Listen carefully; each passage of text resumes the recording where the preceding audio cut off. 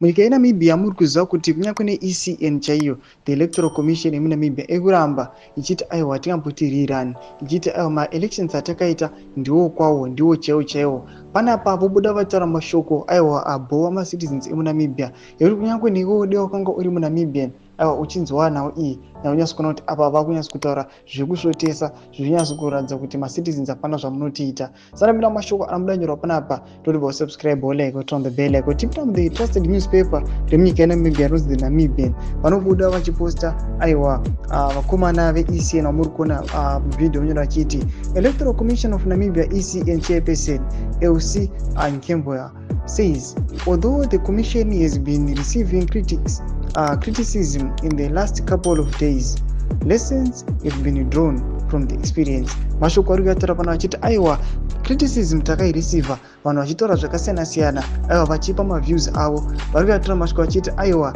malessons tamaona tatodhura malessons takutoziva kuti zvinhu zvinofambiswa sei. Mashoko anoonekwa kuti vanhu vanyatso kuona kuti vakomana ava vari kuita zvekutamba. Tichipinda panapa vanhu vanouya vachireply vachiti I would say the same.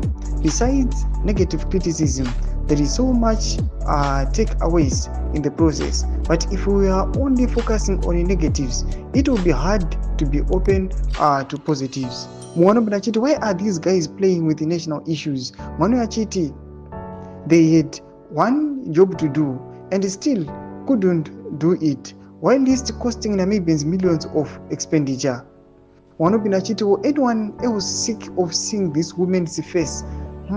Mashoko anoitwa nemacitizens atoona kuti aiwa varikutobhoikana nekuti vaona aiwa machairperson eECN vachiva vachitaura panapa noda kuti varikutonyanya kutobhoikana nekuda aiwa kwematiriro ari kuitiwa. Tudze mafungiro enyu muri kudii pamusoro pechiitiko ichi? Vapinda comment section medu musaona subscribe or like, turn on the bell icon.